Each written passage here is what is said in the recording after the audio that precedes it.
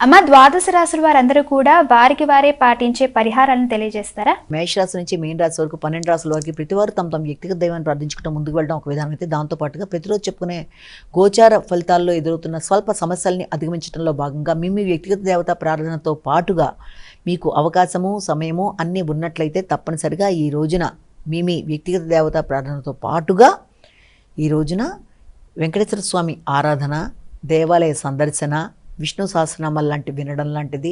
అదేవిధంగా గోవిందనామాలు చేసుకోగలిగిన ఏది మీకు అనుకూలంగా ఉంటే అది చేయడం, వెంకటేశ్వర స్వామికి దీపారాధన లాంటిది చేసుకోవడం, ఇంట్లో పూజాది కార్యక్రమాల్లో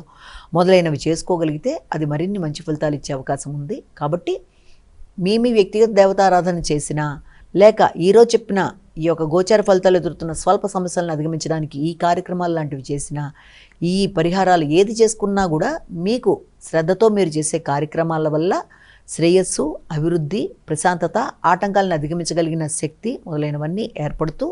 అననుకూలతల్ని అనుకూలంగా మార్చుకునే అవకాశాలు లాంటివి ఏర్పడడానికి ఇంత స్వల్పంగా అంటే మీరు ఈజీగా చేసుకోవడానికి అవకాశం ఉండే ఈ చిన్న చిన్న పరిహారాలైనా మంచి బెస్ట్ పరిహారాలుగా భావించి మీరు చేసుకోవడం బట్టి అనుకూలతలను ఏర్పడతాయని మనం ఇక్కడ భావన చేయొచ్చు. నమస్కారం.